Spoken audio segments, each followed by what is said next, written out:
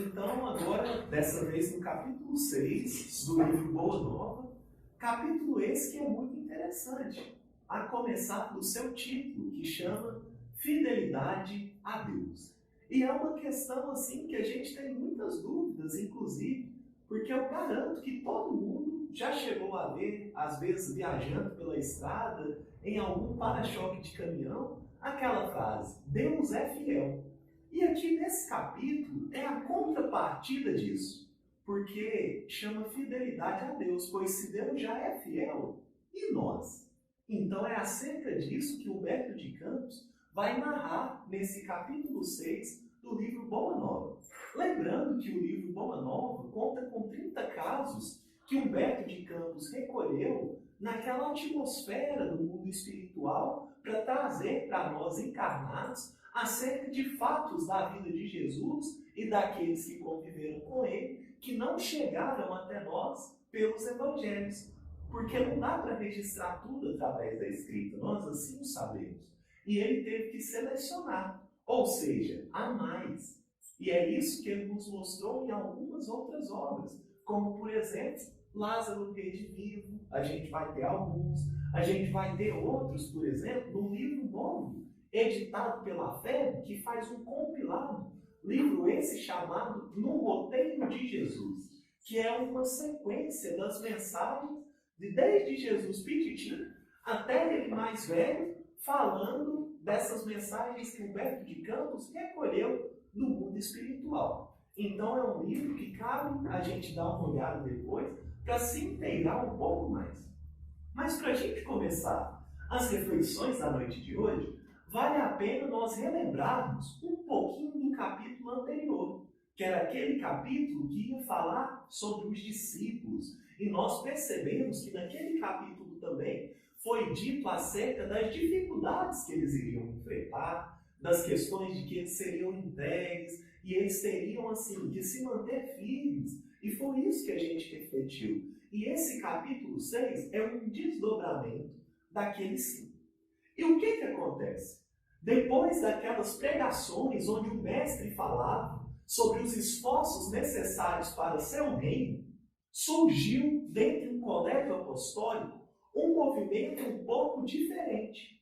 Ou seja, depois de Jesus anunciar as dificuldades que traz a Boa Nova, as dificuldades que traz essa nossa atitude de estar mais próximo de Jesus, de melhorar a nossa vida, de ser um colaborador da proposta evangélica, instaurou naquele colégio apostólico um pouco de incerteza, um pouco de incompreensão, porque as pessoas não sabiam ao certo, os discípulos ali não sabiam ao certo, por que a Boa Nova exigia tantos esforços. Em outras palavras, eles ficaram um pouco assustados, porque eles diziam assim, nossa mestre, mas é isso tudo de complicado que pode acontecer apenas por nós termos decidido adentrar nesse campo mais espiritual? É isso tudo que nós estamos assim sujeitos? É isso tudo que pode chegar até nós? Então começou a instaurar ali naquele colégio apostólico um sentimento de incompreensão. Incompreensão de por que a Boa Nova demandava tanto sacrifício. Por que mudar essa proposta de vida exige tanto de nós? Então eram os discípulos perguntando entre si. E estava aquele sentimento pairando no ar. E Jesus, que conhecia então o íntimo daqueles corações, percebendo que aquele sentimento poderia vir a ser perigoso para a propagação do Evangelho, os reúne. Espera um dia adequado e numa noite reúne todos aqueles apóstolos para junto dele. E nessa conversa, os discípulos desabafaram e colocaram suas dúvidas de maneira sincera. Então eles foram honestos, dizendo, mas mestre, eu não entendi muito bem quando você falou que nós vamos ser entregues diante os reis. Eu não entendi muito bem quando você falou que é necessário padecer pelo Evangelho. Eu não entendi muito bem quando você falou que a gente seria entregue ao sinédrio. Eu não estou entendendo muito bem Como que funciona isso? É necessário tudo isso? Toda essa quantidade de sacrifício? Então, desabafos como esses foram surgindo espontaneamente naquela conversa íntima onde Jesus convocou os discípulos. E Jesus começa, então, a ponderar. Ele ouve os desabafos e começa a dizer, então, acerca daquilo, para confortar aqueles corações. E ele fala assim: na causa de Deus, a fidelidade deve ser uma das primeiras virtudes. Então Jesus fala: olha, vejam só, meus queridos amigos, na causa do nosso Pai, na causa do Evangelho, a fidelidade a Deus deve ser uma das primeiras virtudes. Ou seja, ponto inicial para a gente participar desse movimento de renovação íntima. Ponto inicial é ser fiel a Deus. Mas assim como nós, às vezes, não entendemos muito bem o que é essa fidelidade, Jesus continua. E continua dizendo: onde o filho e o pai não desejam estabelecer como ideal de união a confiança integral e recíproca. Então aqui, o que Humberto de Campos registra nas falas de Jesus? Fala assim: olha, mas onde o Filho, que era o próprio Jesus, e o Pai não desejam estabelecer um relacionamento de confiança integral.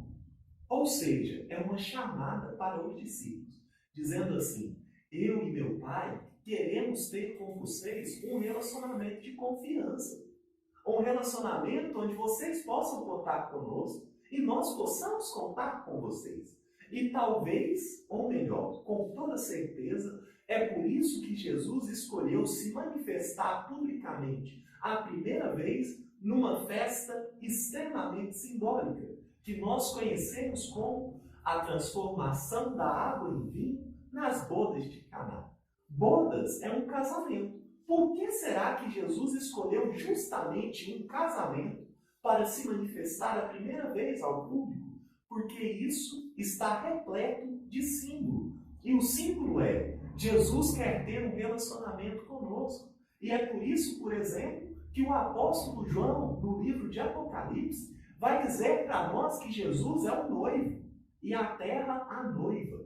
Ou seja, Jesus quer ter um relacionamento com a terra. Mas por que essa linguagem de casamento? Porque para aquela época, essa era a relação de mais confiança que existia entre duas pessoas.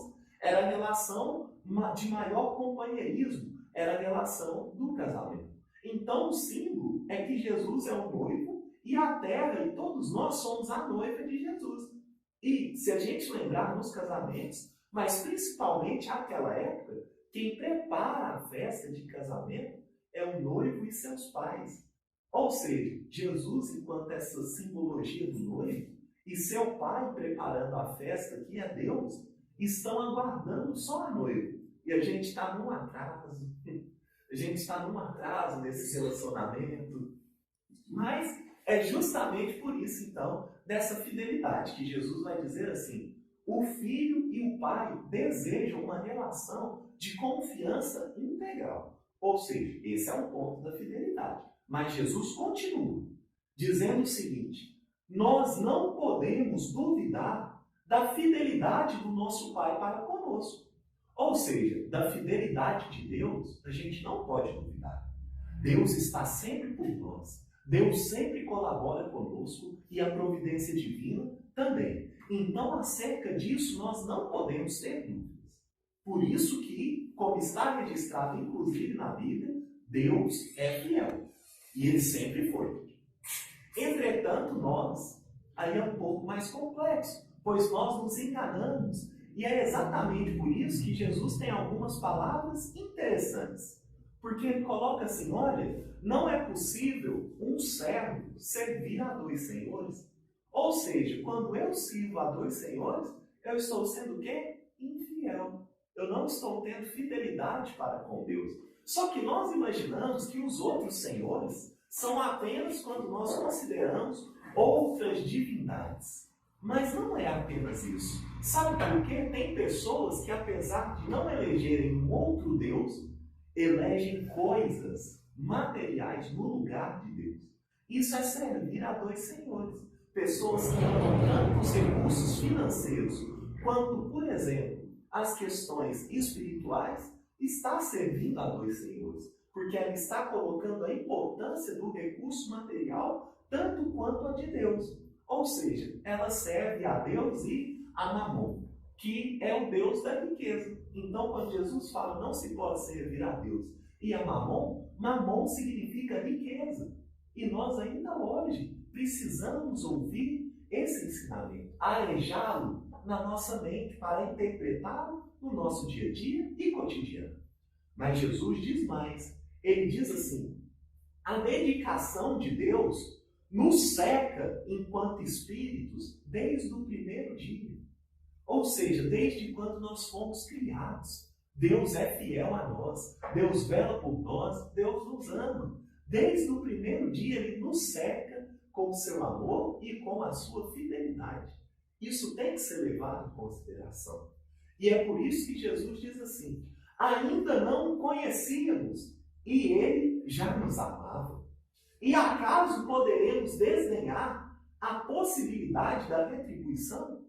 Ou seja, antes de nós conhecermos Deus, antes de nós desenvolvermos nessa escala evolutiva, de poder ter consciência intelectual, de poder ter livre-arbítrio para escolher seguir ou não a Deus, Ele já nos amava e já velava por nós. E isso é muito bonito, porque antes que eu tivesse consciência que Deus existisse, que Deus existia, Ele já velava e cuidava de mim. É isso que Jesus está relembrando. E baseado nisso, Ele coloca: então nós podemos desprezar, desdenhar a possibilidade de uma retribuição. Porque se Deus faz tanto por nós, como que nós vamos desprezar, não aceitar, dar uma pequena retribuiçãozinha para Ele? Isso é impossível. Isso não é adequado que assim se pense.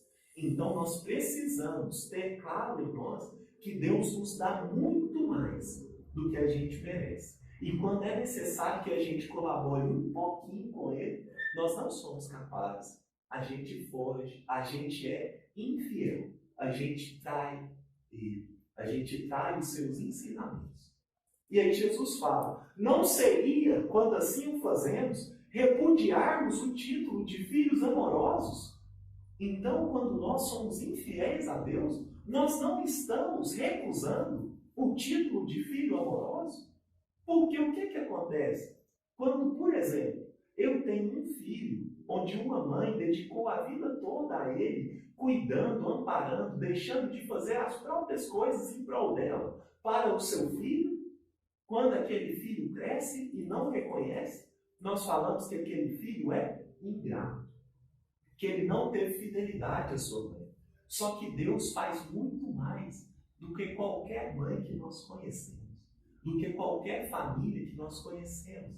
Entretanto, nós ainda assim desprezamos, nós menosprezamos uma capacidade de ser grato a Ele, de ser fiel, de seguir as suas leis. Isso é ser ingrato a Deus.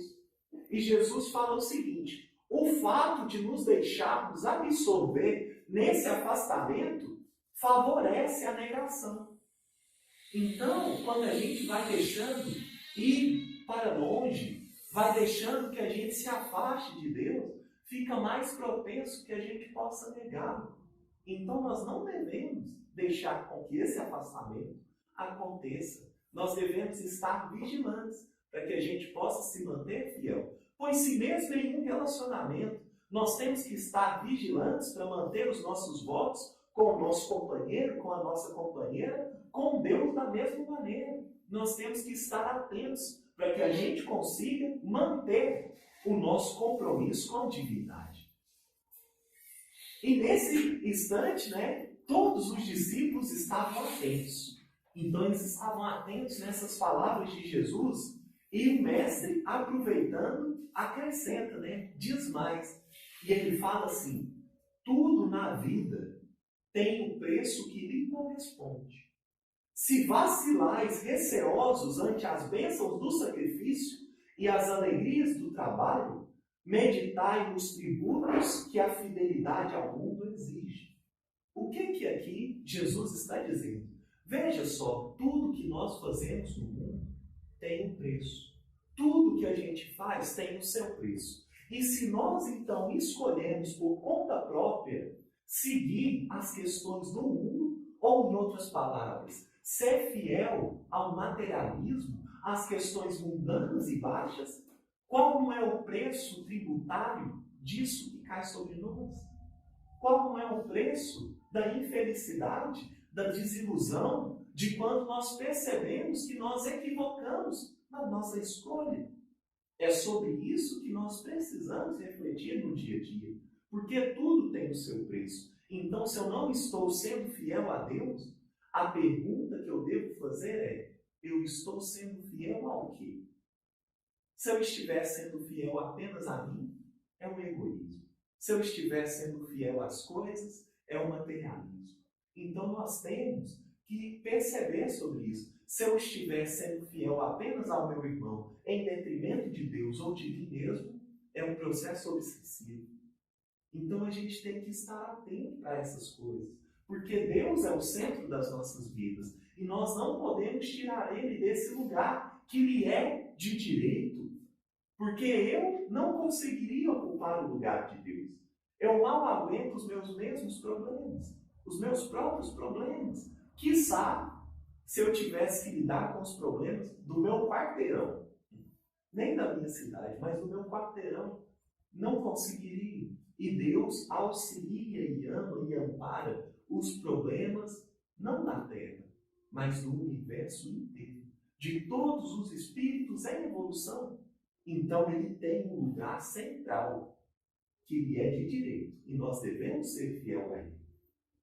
E continua então Jesus dizendo assim, que essas questões, elas demandam da gente um sacrifício. Então nós temos que escolher a quem nós somos fiéis. E é justamente por isso que nós vamos ter Jesus colocando para nós que o prazer cobra do homem um imposto alto e doloroso. Então, quantas vezes a busca desenfreada pelo prazer nos cobra de nós um preço alto e doloroso? Por exemplo, as questões com a gula, o não regramento da nossa alimentação. Por quê? Porque eu acho prazeroso comer alguns tipos de alimento. E por conta disso, eu me embriago nessa via. Eu vou sem prestar atenção em mais nada. E quando eu vou perceber, o preço é doloroso. Porque é uma saúde que está mal.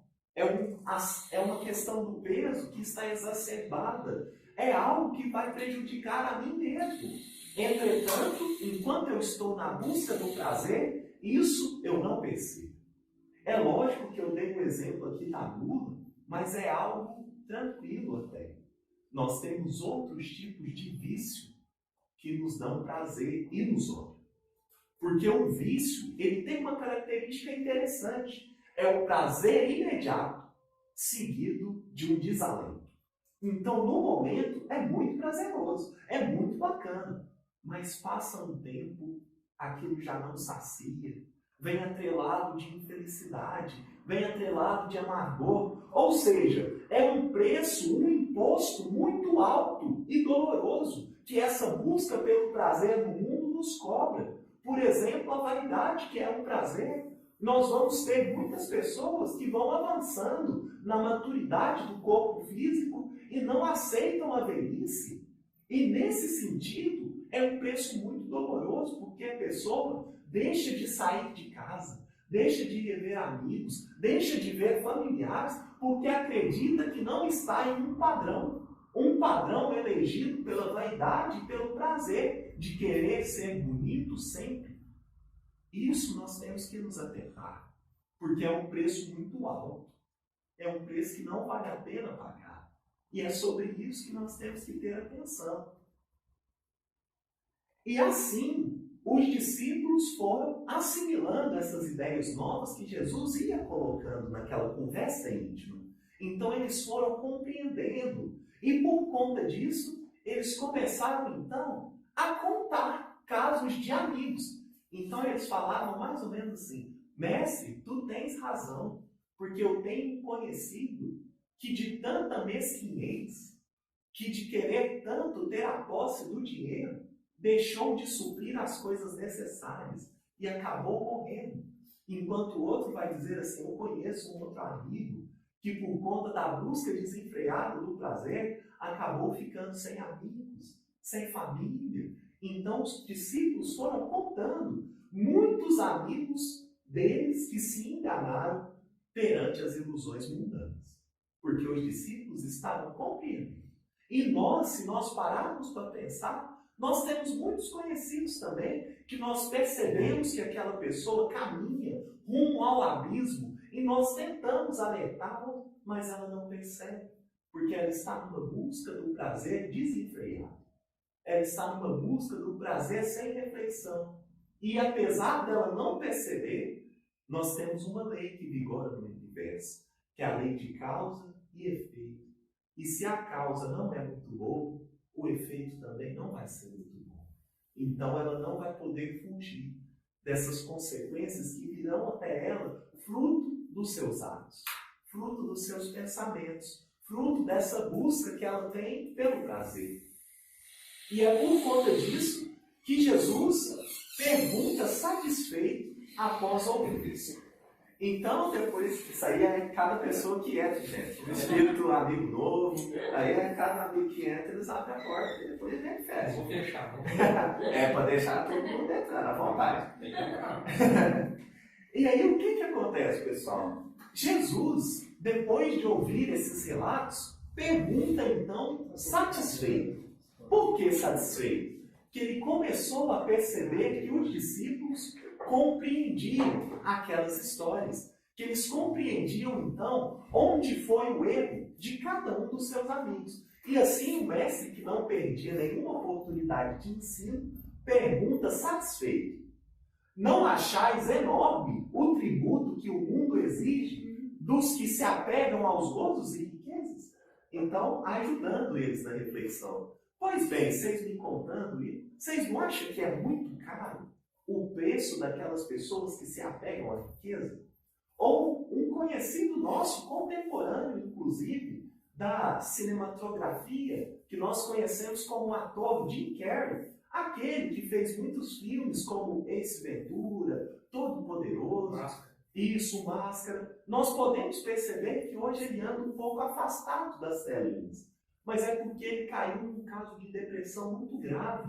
E ele nos diz, agora nessa sua reabilitação, que todos nós deveríamos ter a oportunidade de ter fama e dinheiro. Para a gente ver que não é isso. Então, olha que ensinamento.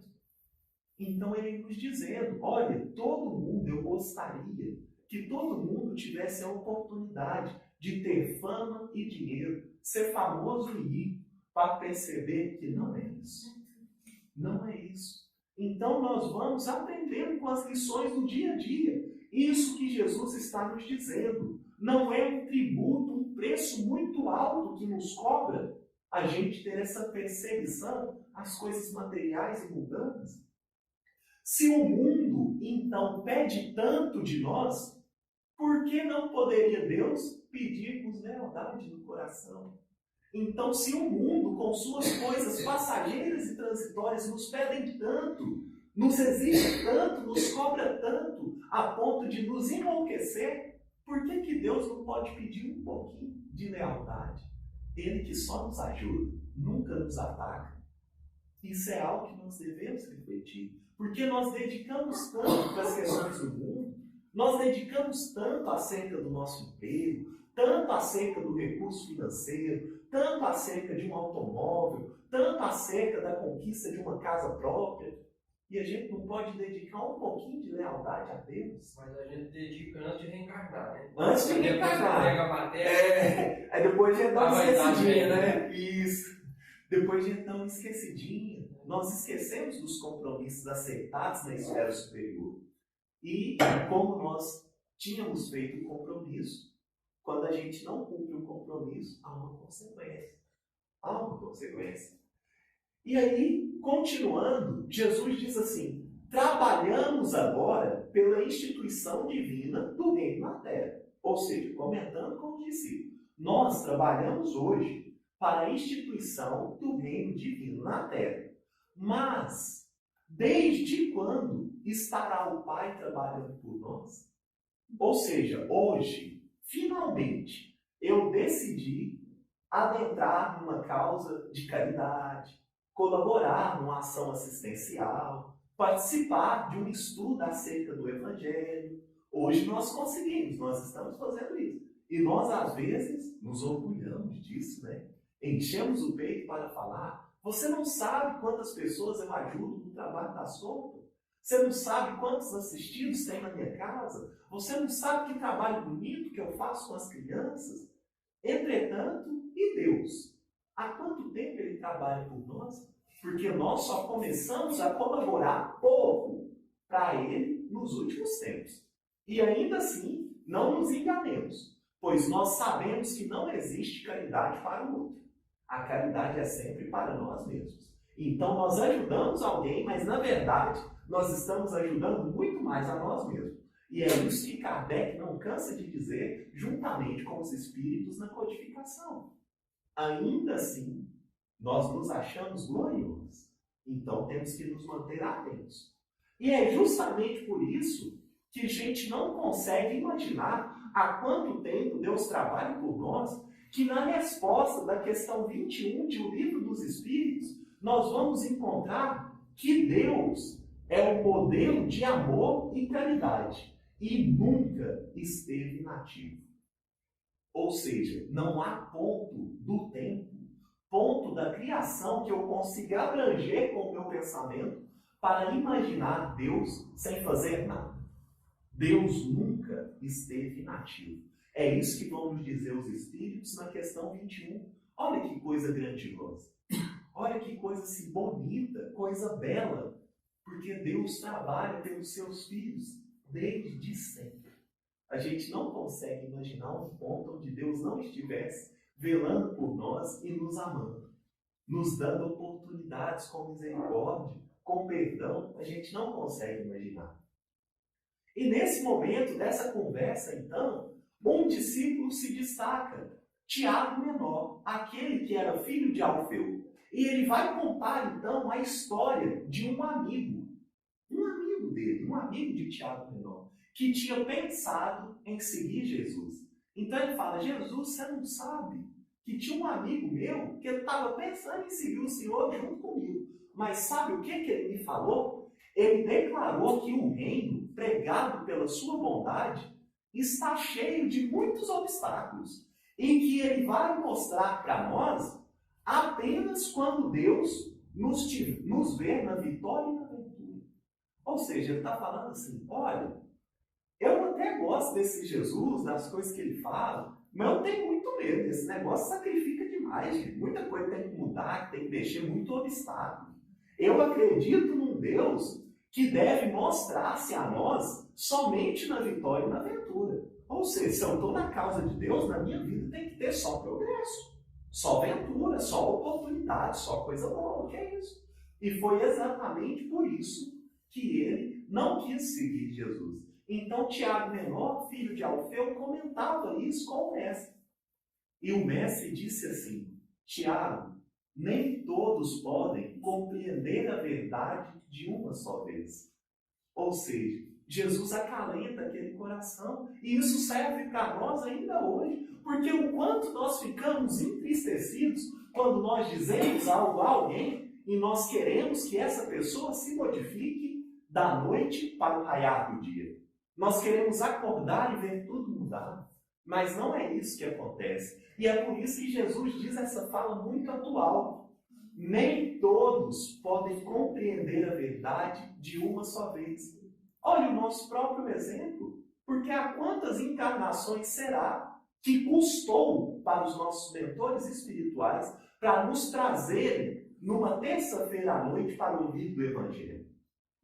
Quantas encarnações será que eles não tentam isso? Ainda nesse frio. Porque o Evangelho está na Terra há 2000 anos. Quantas vezes será das últimas encarnações que nós podemos fazer um compromisso como esse. Então, pode ter muita gente aqui que quase escorre uma lágrima dos amigos espirituais ao nos verem empenhados na tarefa do estudo e da reforma íntima, do estudo do Evangelho para um estudo mais profundo de nós mesmos. Isso a gente desconsidera, a gente não valoriza isso. É por isso que nós temos que ter empatia, se colocar no lugar do outro que não consegue compreender algumas coisas que eu acho que eu entendi fácil, mas é porque eu não consigo perceber as minhas outras tantas encarnações que eu tive enormes dificuldades. Nós não podemos deixar de perceber essas nuances, senão nós nos tornamos um pouco frios, indiferentes às dificuldades do nosso irmão que nós também passamos. E isso nós não podemos fazer. Não é digno proceder assim. E aí Jesus continua. Não devemos pensar no Deus que concede. Ou seja, a gente não pode imaginar Deus como um Deus que só dá as coisas, que só concede, mas sim no Pai que educa. Ou seja, Deus não fica dando as coisas a esmo, porque senão nós podemos imaginar que Deus não é bom, mas que Ele é bobo. Então a gente pensa assim, nossa, esse Deus que perdoa a todos, que é misericordioso, que faz o bem a todos, infinito amor, e até aquelas pessoas que fazem as coisas erradas, mas a todo mundo Deus ama, ele só pode ser bobo. Mas não é isso. Por isso que Jesus está dizendo assim, não devemos imaginar um Deus que concede, que dá a todo custo, de toda forma, mas sim num Pai que nos educa. Ou seja, Deus está nos educando e não nos dando as coisas gratuitamente de qualquer forma. Pois até nós que somos maus pais, sabemos dar coisas boas aos nossos filhos, quiçá Deus. Então a gente sabe que tem hora que o filho adentra numa loja de brinquedos e quer brinquedos que ele não merece, ou que não cabem no nosso orçamento, ou que ele não fez por onde para obtê-los, e a gente dá? Não dá. Se nós somos espertos em relação a isso, Deus não seria. Então Deus é um pai e uma mãe, é um coração que nos educa, e não um coração que dá a todo custo. Nós não devemos pensar num Deus que recompensa. Então Deus não recompensa. Não é assim, vou fazer porque Deus vai me recompensar. Porque o amor de Deus é gratuito e é para sempre. Então, se tem gente que não merece o amor de Deus, Deus não iria amá-lo? Nosso Deus não procede assim. Então, Deus, nosso Pai, esse coração que nos ama, Ele não dá de acordo com recompensas, mas Ele nos aperfeiçoa. Ou seja, Ele não está esperando você fazer para Ele te dar outra coisa, como se fosse um processo que vai e vem. Não, é um processo contínuo, onde Ele vai nos aperfeiçoando.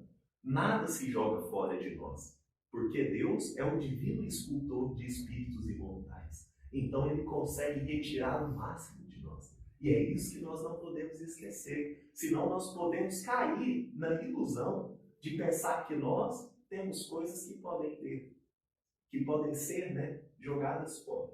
Mas não, tudo em nós é aproveitado. Mas tem que saber quem pode aproveitar. E Deus aproveita tudo de nós. Até mesmo quando nós nos enfrenhamos, quando nós nos embrenhamos para as questões da fieira do mal, pois nós sabemos que ainda o mal está a serviço do bem. Nós vamos entender isso lendo a codificação, algo que é muito bonito.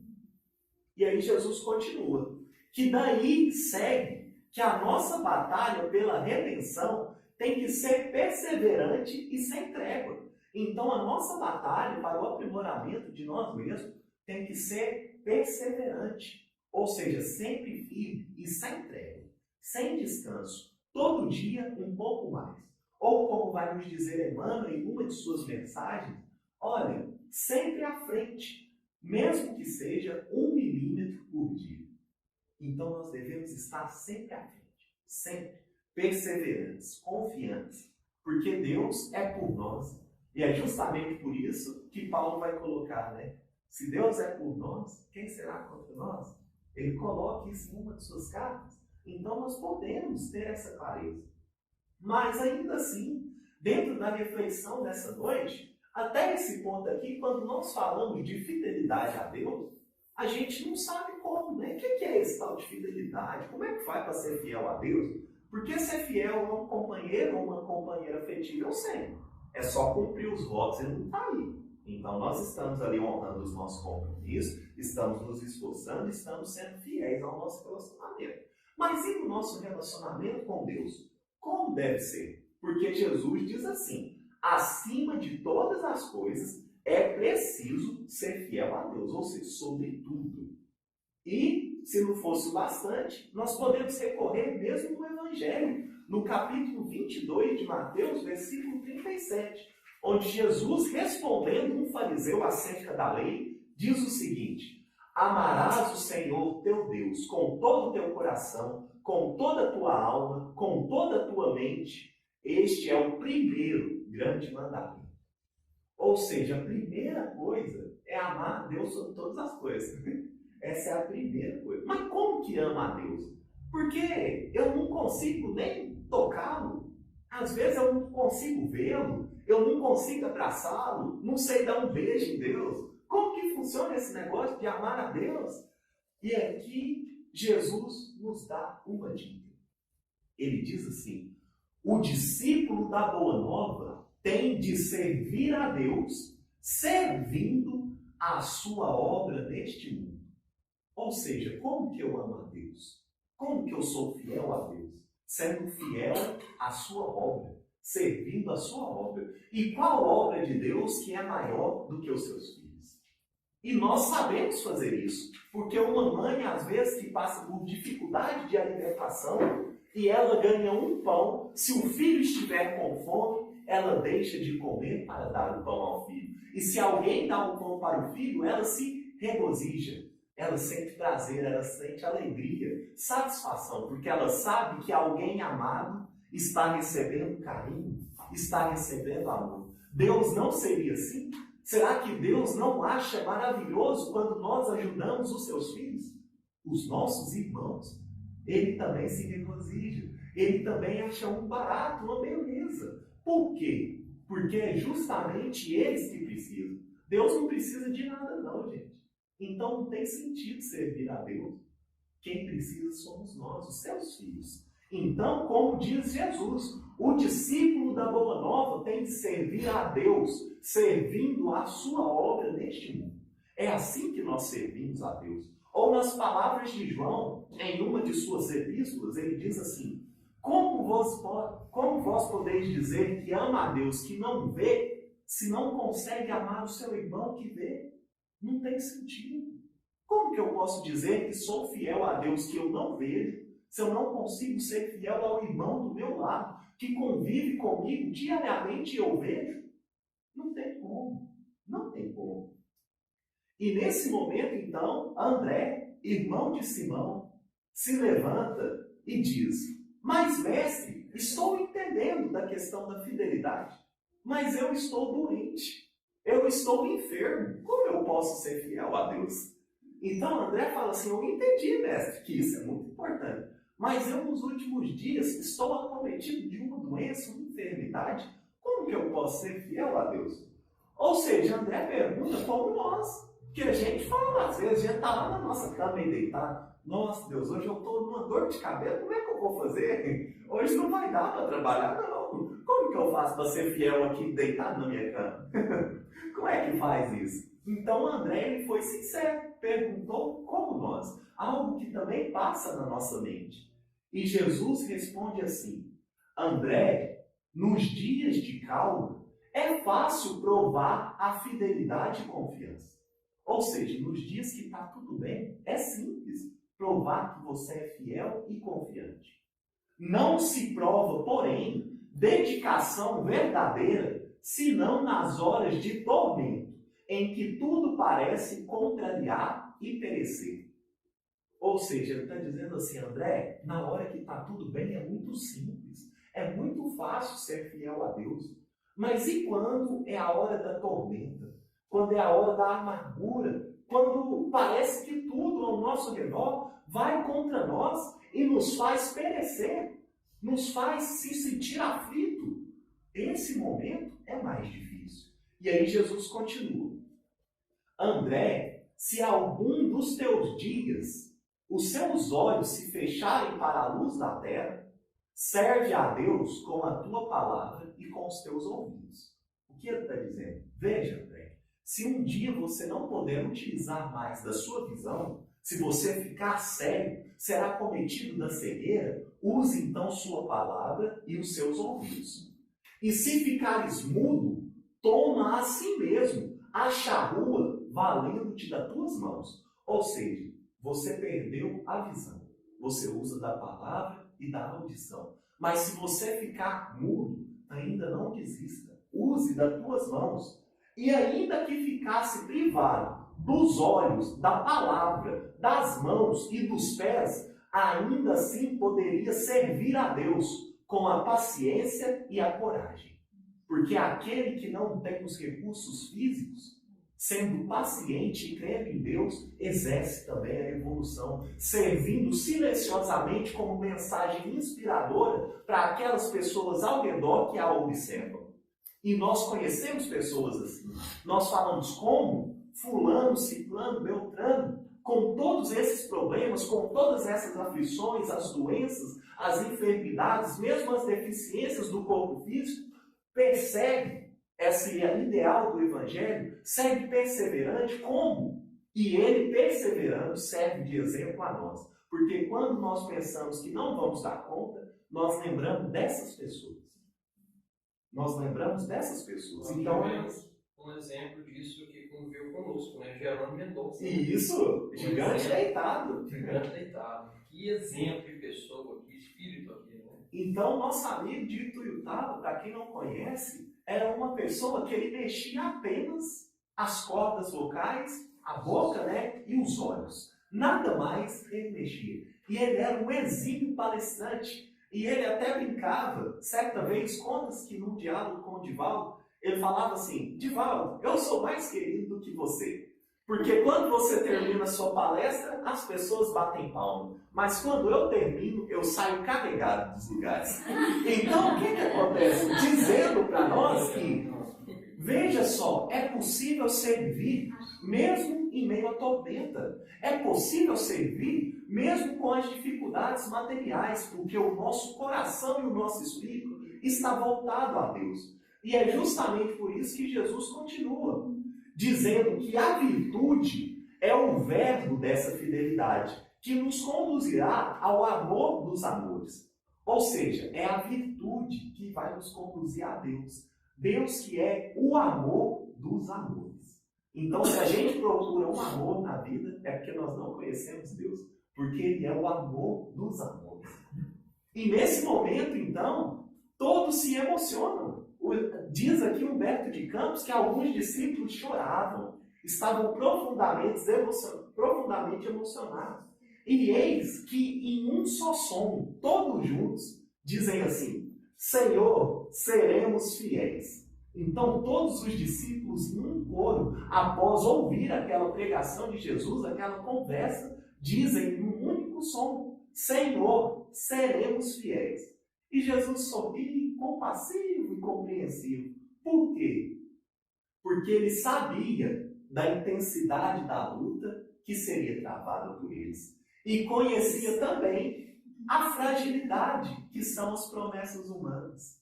Porque aqui, todos estão dizendo: Senhor, seremos fiéis. E um negou, o outro correu, o outro entregou, o outro suicidou.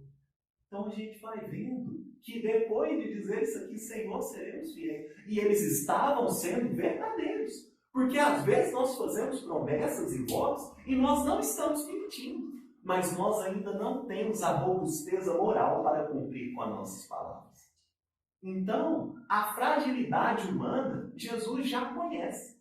Mas isso não é um problema para ele. Isso não é um problema para ele. Porque os apóstolos não deixaram apagar a lembrança do Mestre. Mesmo depois de dizer, e depois de sofrer, de negar e de fugir, eles foram humilhados, perseguidos, crucificados na dor e esfolados vivos. e souberam ser fiéis diante de todas as vicissitudes da natureza e transformaram as suas angústias e seus trabalhos num cântico de glorificação sobre a eterna inspiração do Mestre. Renovaram a face do mundo todo. Ou seja, num primeiro momento, eles não foram fiéis. Eles não conseguiram manter firme a palavra, mas eles desistiram de maneira nenhuma. Por isso que depois de Pedro negar, Jesus aparece a ele e pergunta: Pedro, tu me amas? Pedro diz: sim, Senhor. Pedro, tu me amas? Pedro diz: sim, Senhor. E Jesus pergunta novamente: Pedro, tu me amas? E ele, já um pouco emocionado e entristecido, pois sabia que tinha falado que não conhecia o Mestre, fala: Senhor, tu conheces o profundo do meu coração e sabe que eu te amo. Então Jesus diz: então vá, Pedro, e apacenta as minhas ovelhas. Ou seja, se me amas, faça algo, colabore com algo. E Pedro vai e sustenta com o seu braço forte, a sua destra, toda a estrutura da Igreja do Caminho, conhecida também como Casa do Caminho, que resistiu mesmo em Jerusalém, cidade onde tinha uma das maiores perseguições. Mas ele não desistiu, ele persistiu nessa tentativa de ser fiel a Deus. Pois nós não vamos conseguir isso da noite para o dia, de uma hora para outra, mas nós não podemos desistir. E é por isso que os discípulos foram humilhados, foram perseguidos, foram crucificados. E ainda Pedro, quando foi para ser crucificado, ele diz assim: eu não sou digno de morrer como meu mestre. E aí ele pediu para inverter a cruz e foi crucificado de cabeça para baixo. Ou seja, nos dando um ensinamento de fidelidade. Nós vamos ver muitos discípulos aqui se transformando, melhorando, porque não desistiram. Onde o problema para nós em ser fiel a Deus não é errar, não é trair, vamos assim dizer, é continuar traindo.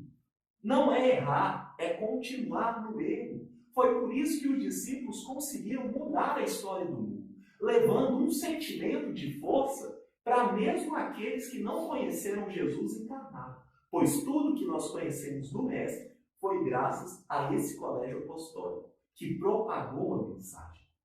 Propagou tanto que, para a gente finalizar a reflexão dessa noite, trouxe eu uma poesia de alguém que é conhecido nosso, mas nós não podemos esquecer que ele não conviveu fisicamente com Jesus. Ou seja, ele aprendeu do Mestre, lógico que por uma visão espiritual, mas muito mais pelos discípulos, que o acolheram e não deixaram com que essa chama do Evangelho morresse, sendo fiéis a Deus. E eu trouxe então alguns trechos da segunda carta aos Coríntios, capítulo 4, para a gente analisar. Então o poeta é o Paulo de Tarso. Nós vamos analisar a segunda epístola aos Coríntios, capítulo 4. E ele diz assim, exemplificando para nós de uma maneira muito bela como que é essa fidelidade a Deus. Como que é essa entrega para a gente poder ser melhor. E ele diz assim, trazemos esse tesouro em vasos de argila para que esse incomparável poder seja de Deus e não de nós. Somos atribulados por todos os lados, mas não esmagados. Postos em extrema dificuldade, mas não vencidos pelos impasses. Somos perseguidos, mas não desamparados. Abatidos, mas não destruídos. Por isso, não nos deixamos abater. Pelo contrário, embora em nós o homem exterior vá caminhando para a ruína, o homem interior se renova a cada dia. Porque leve e momentânea tribulação produz para nós um peso eterno de glória excelente. Não olhamos para as coisas que se veem, mas para as que não se veem. Pois o que se vê é transitório, mas o que não se vê é eterno. Então, o que ele está dizendo aqui para nós? Olha, tenha fidelidade a Deus mesmo que você não veja, porque o que você vê é transitório, vai desaparecer, vai acabar, mas o que você não vê é eterno, porque Deus existe de todo sempre. E algumas coisas que nós vemos e nos entregamos à vida existem há apenas alguns séculos. É sobre essa reflexão que vai dizer esse capítulo assim. Lógico que nós não adentramos em tudo, visto que é um capítulo grande e denso, e que, como sempre foi a proposta desse estudo, é um estímulo para a leitura desse livro maravilhoso, porque tem muitas coisas, aqui nós fazemos humildemente alguns recortes para trazer um gostinho do que está nessas mensagens belas desse livro Boa Nova. E é com isso, pessoal, que nós finalizamos a reflexão da noite de hoje, agradecendo a todos pela paciência e pela disposição por vir aqui essa noite. Muito obrigado.